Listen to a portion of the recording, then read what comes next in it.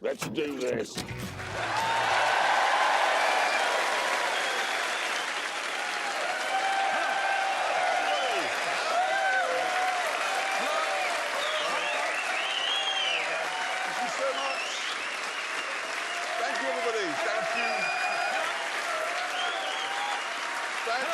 Everybody, thank you, and welcome. And in today's incredibly topical show, Neil Armstrong walks on the moon, some angry cyclists, and I throw a sandwich out of the window.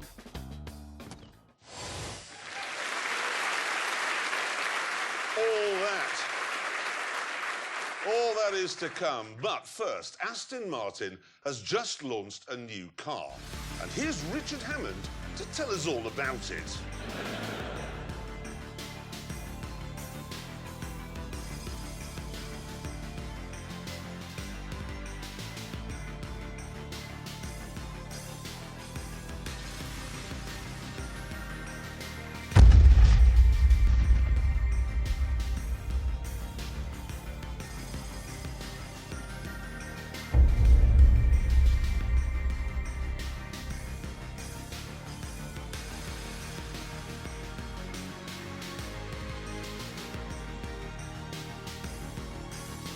This is the new V8 Vantage.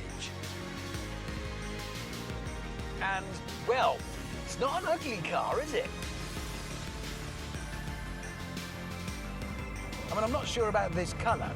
You'd be on the phone to your doctor if your wee came out like this, but the shape itself is stunning.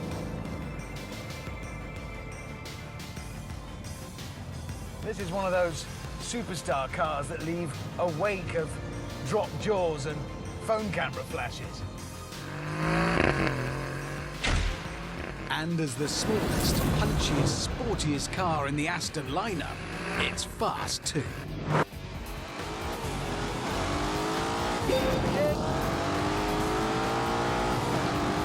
North to 60 takes 3.5 seconds.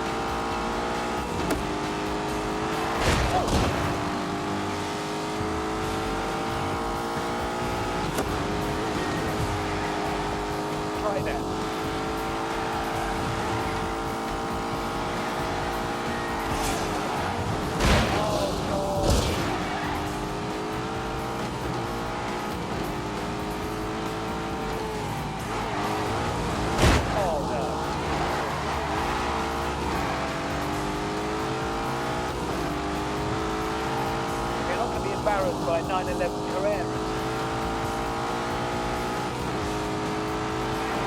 Oh, I'm slightly alarmed.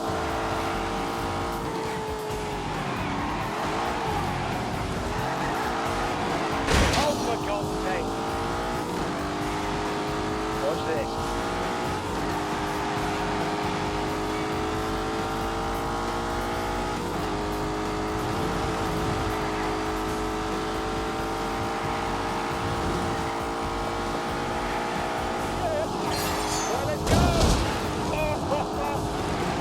It's really scary. Oh my God! Oh my God!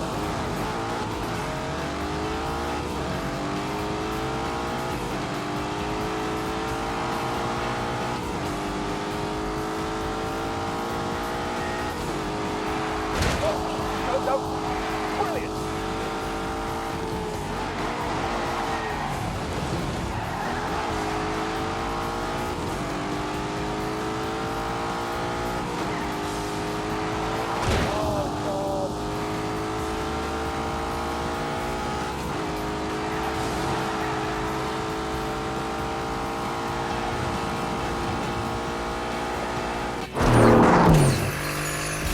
Top speed, 195.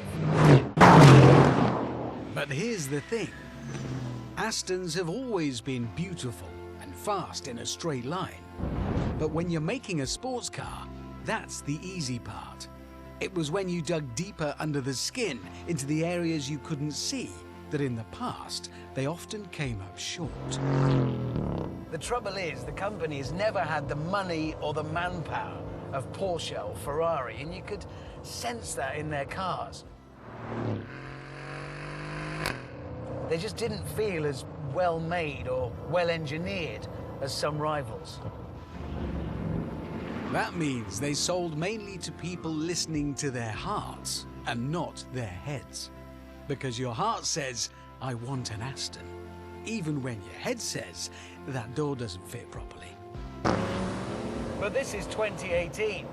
Good looks and speed aren't enough if bits are coming off in your hand. This car can't be nice to drive for an Aston. It can't be well made for an Aston. It's got to be good, full stop. Yeah, in an AMG, this engine doesn't make this noise. In a Merc, it's all power bass, whereas Aston Martin have added some British gravel to the mix.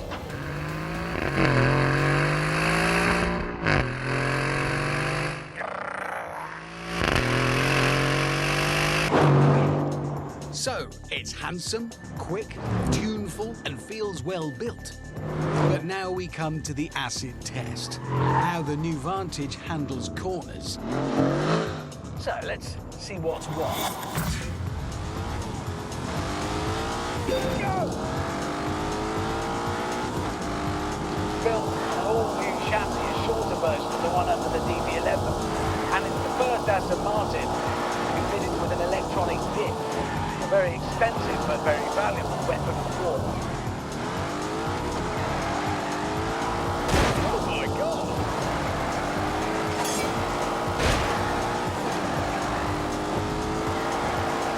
Oh no. Brilliant! Oh, for God's sake.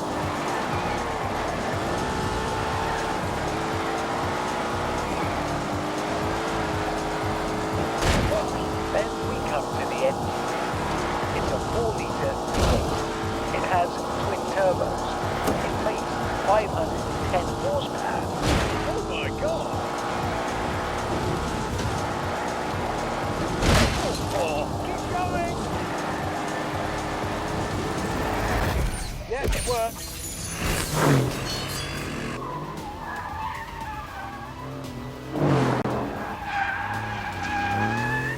This is in control of its power. It really is. It's been set up by a man who used to work at Suspension Masters Lotus. And you can tell. In the past, you could buy an Aston and love it, but still know deep down that a 911 was a better car. With this new Vantage, that gap has been closed to a point where it doesn't matter. It's not just brilliant for an Aston Martin. It's brilliant, full stop.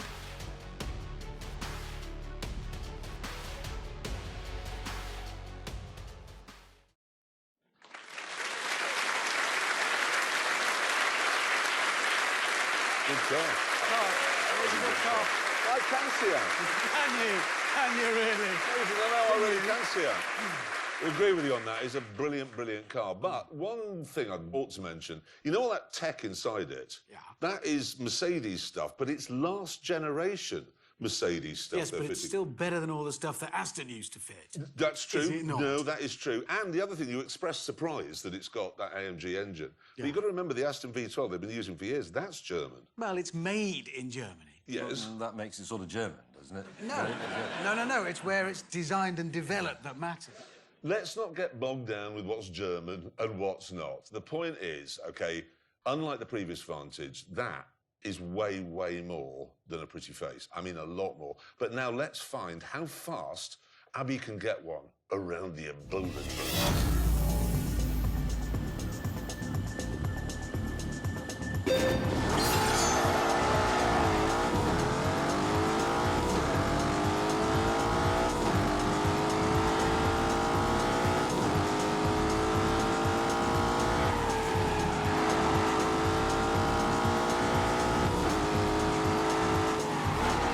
way there at that unusual and frankly stupid square steering wheel, and already we're at the drop down of your name here.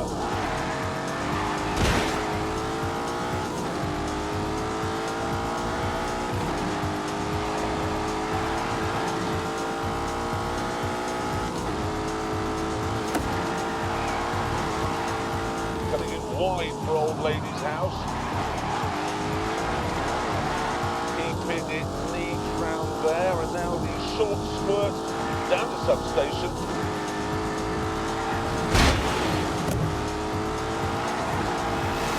Cross the line. It's exciting.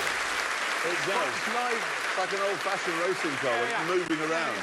The old days. It's a good-looking lap, that. Right, let's find out where it ended up on our lap board, shall we? Here we go.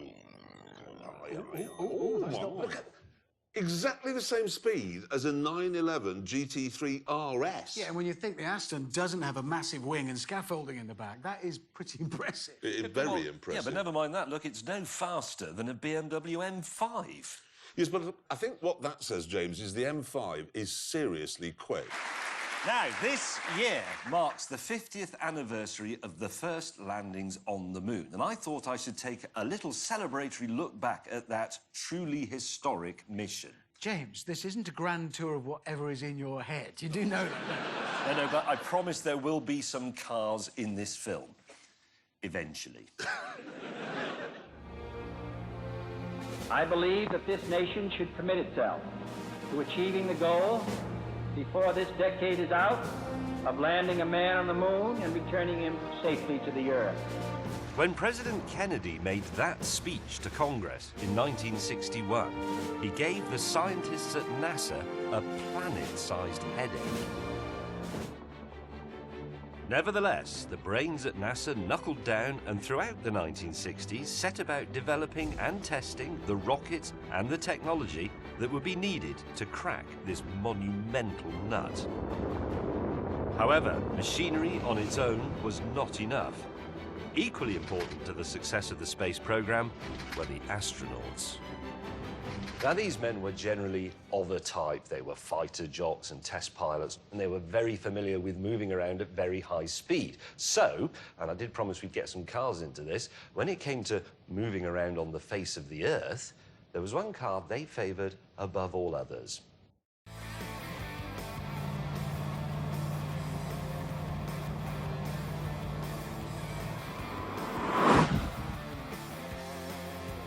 The Corvette, America's premier sports car.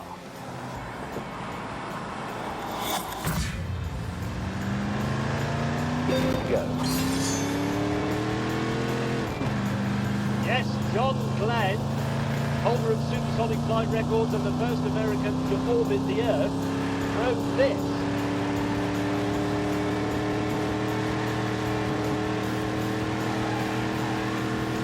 Oh no! Here comes a really dangerous edge. This is a piece of cake. Oh, that's interesting. That's it! Ow!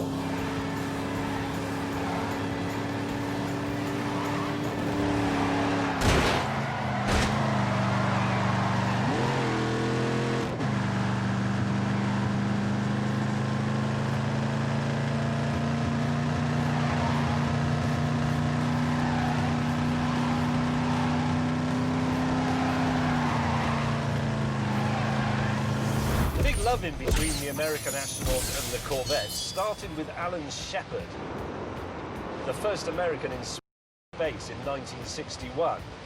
And on his safe return to Earth, he was given a free Corvette by General Motors, a sort of medal for services to the country. By 1969, just inside Kennedy's deadline, NASA was ready to try landing some men on the moon. The astronauts chosen were Buzz Aldrin, who drove a Corvette, Neil Armstrong, who drove a Corvette, and Mike Collins, who drove a Beetle. Presumably that's why they left him in the command module and didn't let him walk on the lunar surface. Eagle, Houston, we have you now. Do you read over? Loud and clear. When the astronauts finally approached the surface of the moon, the landing was not without drama. Okay, all flight controllers, gonna go for landing. The designated spot was full of craters, Eagle, Houston, you're a go for landing.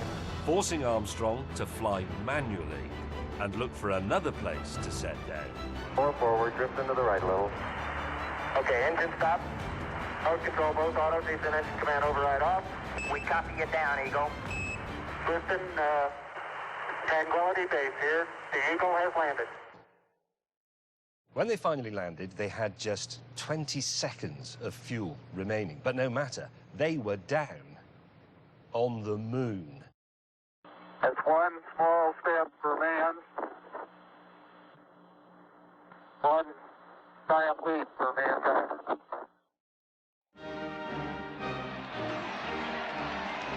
Back on Earth, a hero's welcome awaited. And once he got home, Armstrong, like so many astronauts, would swap the seat in his spacecraft for a seat in a Corvette.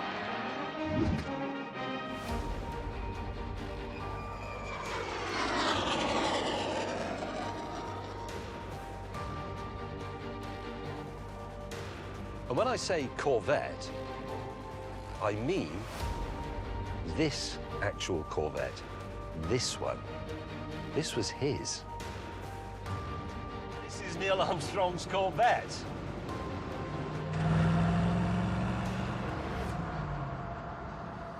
Oh.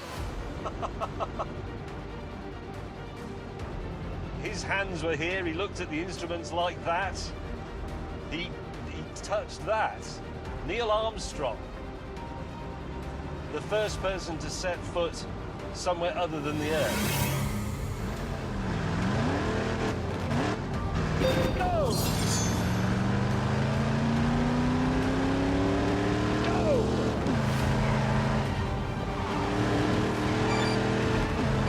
Forward.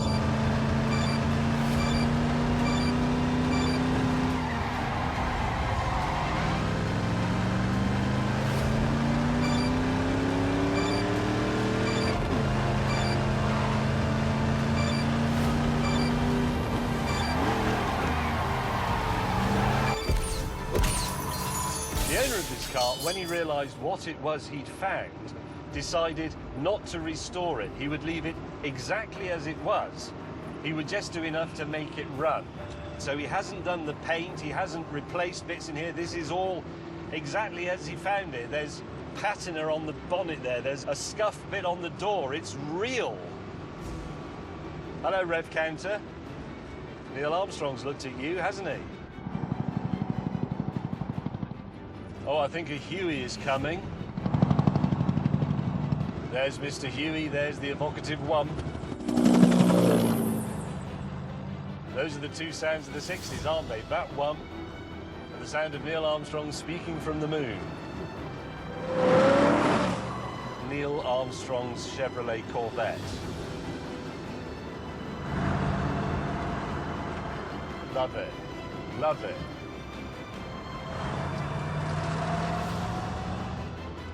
What an honour.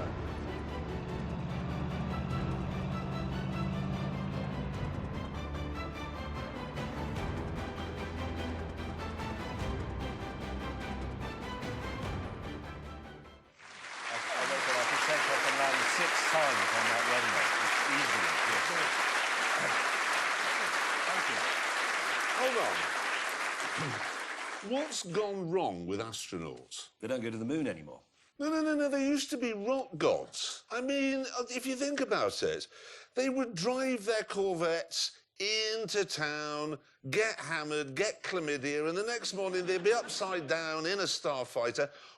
Anyway, that's enough about space now. I want to move it on because I came into the office the other day and told these two that the Citroen C3 Aircross that I'd been driving was very good, and they said it wasn't. Because it isn't. Yes, it is, and I decided to prove that it is by doing one of those very thorough tests where we cover all the things that matter in a car of this type. Oh, wait a minute. Is this going to be one of those stupid films where you do ridiculous tests to discover if a car can, I don't know, drive faster than itself? No, This is the car in question.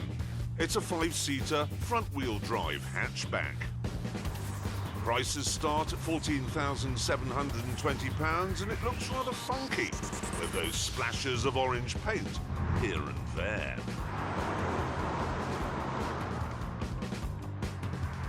It's also easy to see out of because the windows are made from glass and all the controls fall easily to hand because they're on the dashboard or the steering wheel rather than under the carpet in the boot.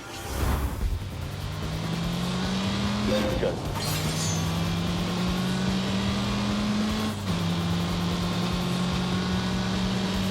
Oh my God.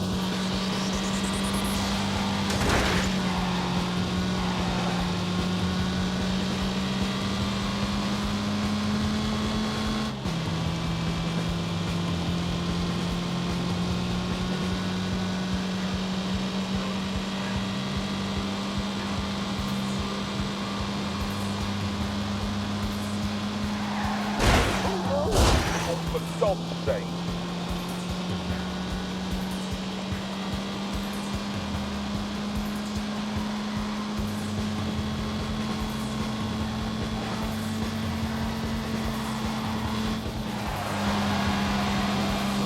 Yes, yes. Oh, God.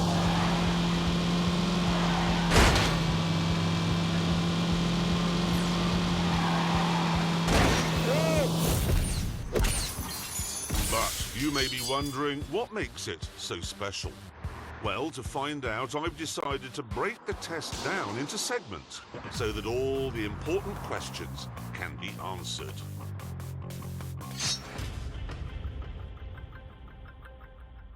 To find out, we've come here to the banked Millbrook Bowl in Bedfordshire. Citroën say that because the quite small 1.2-litre 3-cylinder engine in this particular version of the Aircross is turbocharged, it produces 128 horsepower. And now it's time to see what that means in terms of top speed. And here we go.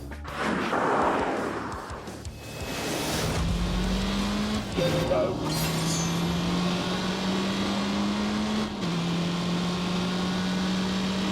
There we go, speed up again now.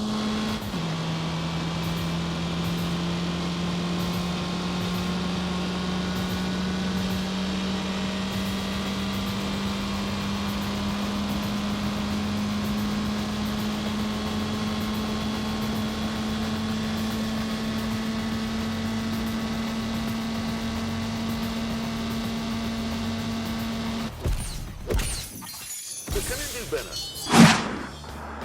Okay, what I've done now is hooked up to the back end of a Bentley Bentayga. Now, this is a car with a top speed of 180 miles an hour.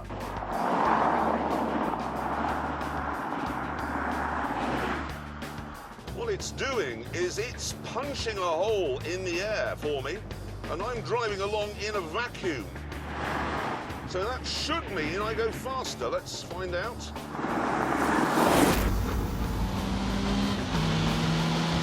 Go.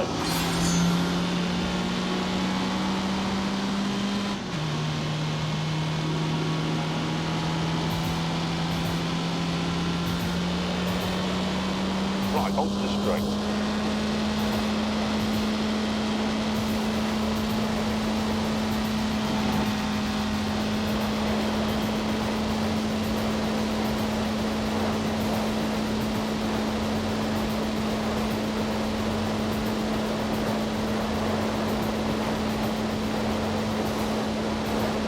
Very, very quickly here.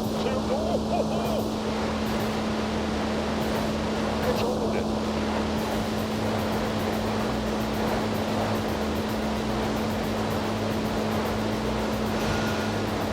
God's truth, it's like being in Bluebird. My only worry is that I just saw a single magpie, and it is Friday the 13th as I do this. So now I'm going to ease out of this dangerous situation.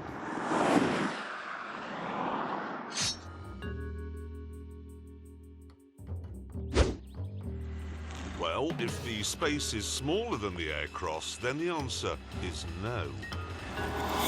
Good. That's all do.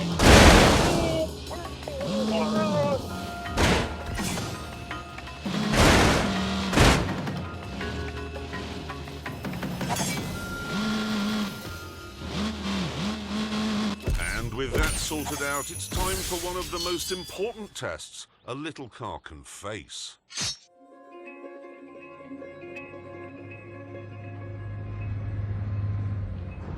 To find out, I've come to Southampton Docks, where obviously I've been forced to wear a hard hat in case a ship lands on my head. Anyway, as you can see, the little car has been attached by rope to the enormous car transporter.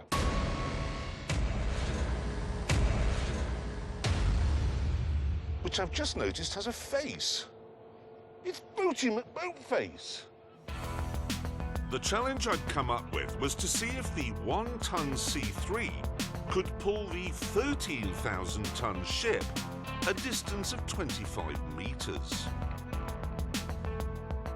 Right, now I should explain that my colleagues, May and Hammond, think this is a stupid test.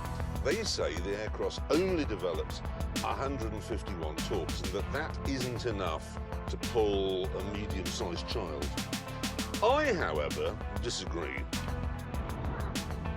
Let's do this! No.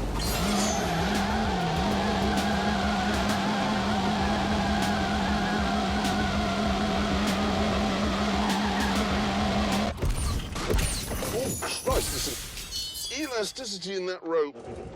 Ooh, hello. Why is it going backwards?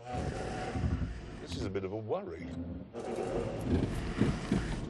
Is that ship? The ship's going back. Look. The ship is going back. What? The situation's bad. As we reattached the tow rope, I wondered what had gone wrong. Did he put his engines in reverse as a sort of amusing joke? I mean, he is Greek, the captain. We're not German. We didn't mess your economy up. With the rope reattached, we began the test again. Here we go.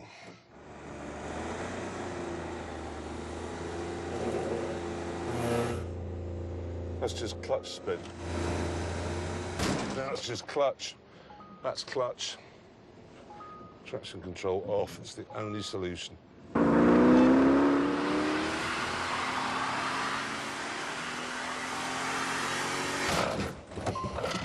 Hang on.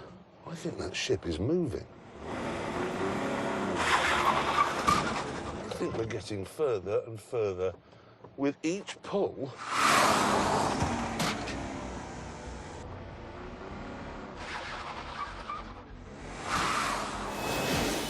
Go.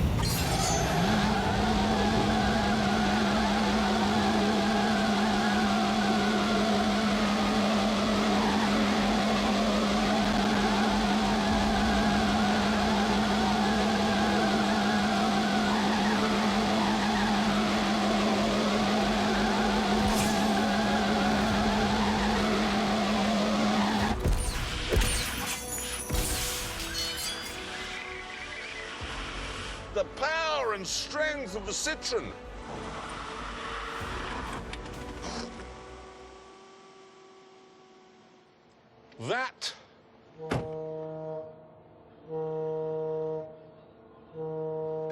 That is Boaty McBoatface admitting defeat. And with that sorted out, it was time to address the C3's practicality.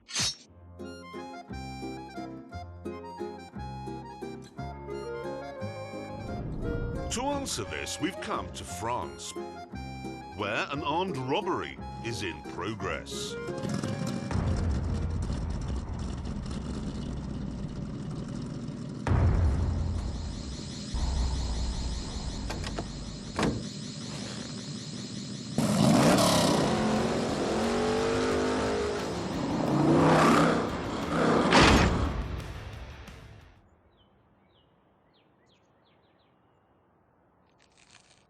Bugles anglaises avec visage horrible, are maintenant making their escape in a red 1972 De Tomaso Pantera GTS.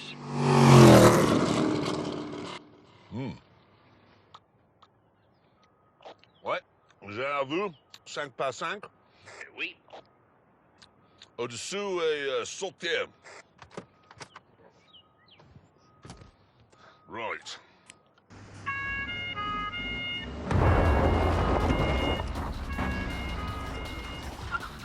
Let's do this!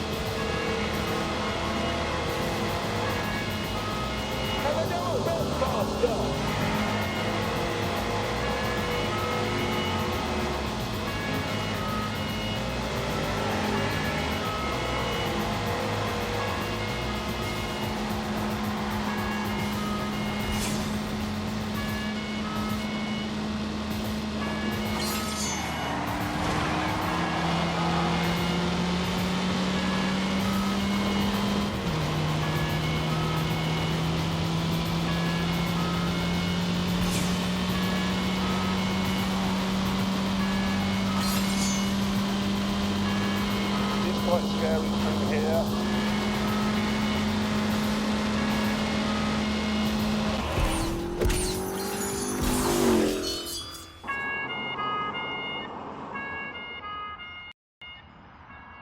All around the world, police forces normally have pretty good cars. The Americans have Crown Vics, Germans have BMs, Italians have Alphas. But France has always been a bit of a burgling free-for-all because you knew that you were only ever going to be chased by Inspector Clouseau in a diesel Renault Megane. Well, not today, because I'm in an Aircross and I've got a moustache. To make my life a bit tricky, the Robber's Pantera wasn't standard. It had an all-aluminium 7-litre V8 producing 550 horsepower, 4 times more than I had.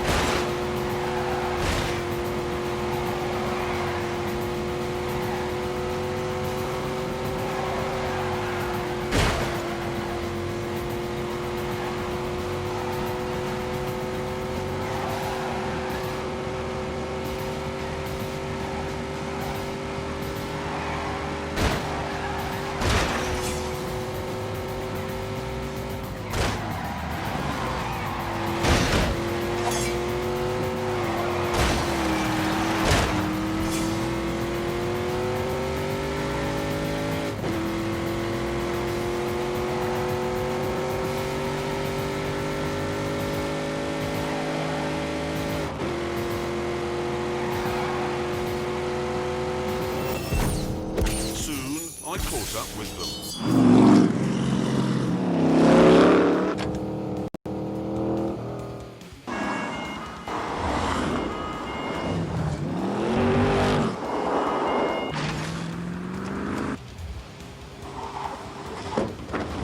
Oh, heavens! Oh, damn it! It was beginning to seem that despite my best efforts, I wouldn't be able to catch the Pantera. But But then, when all seemed lost, the Citroën played its trump card and didn't break down, whereas the Pantera reverted to type and did.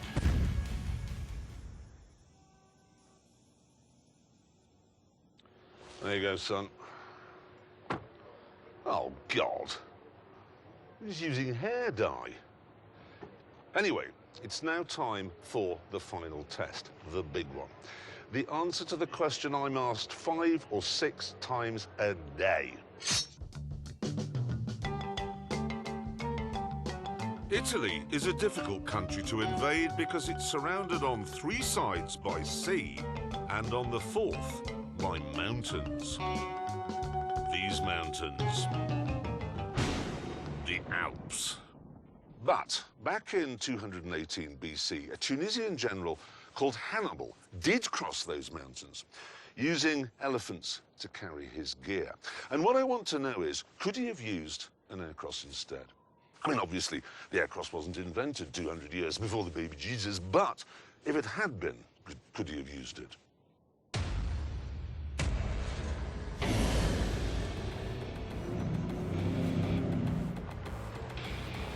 We know that the Citroën is powerful and torquey, but what really matters on a job like this is traction.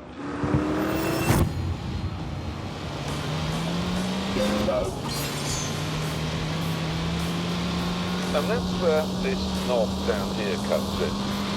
It engages something called the grip control system, and that sounds like a gimmick, but it isn't.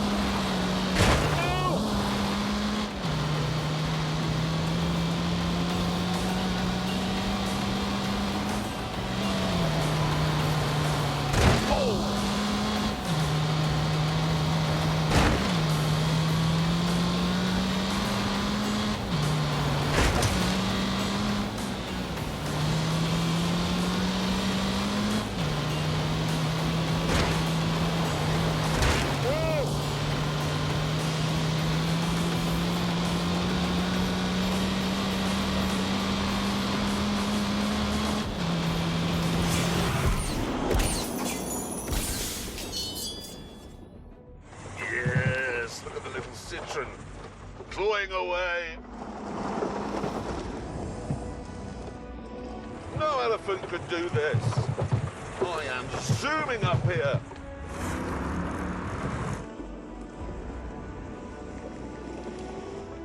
God knows what sorcery the computers are using to keep me going here, but they are.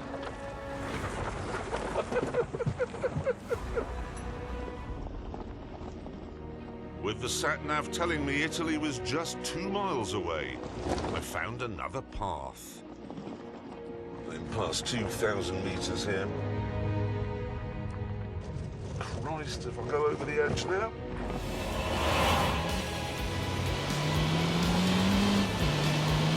Go.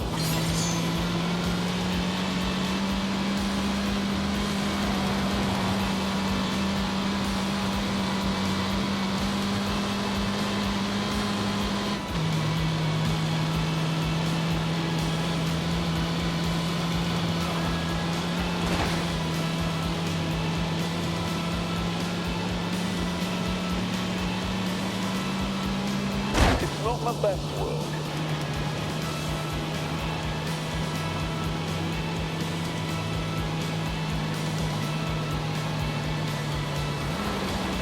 Oh, really, mate.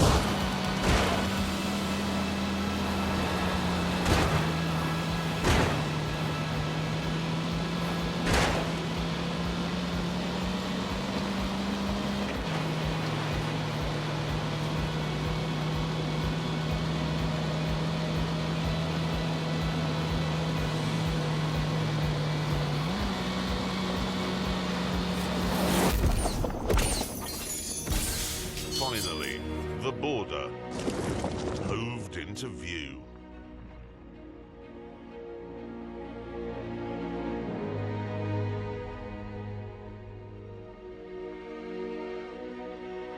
Come on, little aircross.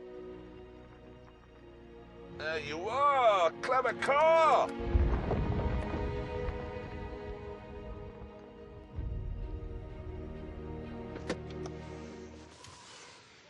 So there we are.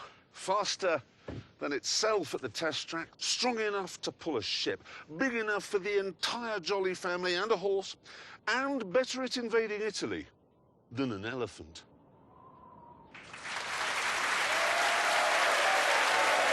Really? What a machine. Lucky little car. Very good. Are you all right? In the head, I mean. What do you mean?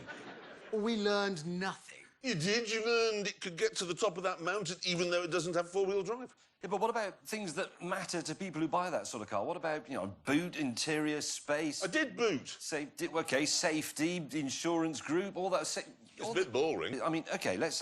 isn't that Citroën basically, tell me if I'm right, the same car as the Vauxhall Crossland? It is. Yes, it is. Good point. So, for instance, would you buy one of those instead? Good. Well, you can't have the Vauxhall with the grip control system, so it's no good as an elephant. No, the elephant test isn't actually relevant. Is there not something... OK, the Vauxhall, is it... How easy is it to vacuum out the interior? There you go. I knew you were going to mention that, so what I did was I took the Vauxhall down to a man who knows a thing or two about vacuuming, none other than Sir Dyson. Can you get that bit in there?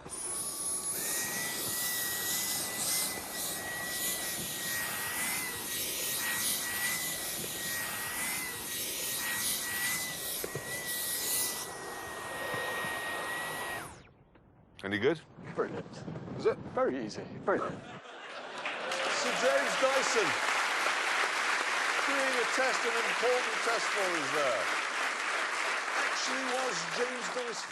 Just a minute. What? Sir James Dyson is developing a new solid-state battery. Yes. He is working on the future of global personal transport. Yeah. And you've wasted his whole afternoon vacuuming out the interior of a Vauxhall. Yes. You have literally speeded up the end of the world. Yes. Yes, I have, and on that terrible disappointment, it's time to end. Thank you so much for watching. See you next time. Goodbye.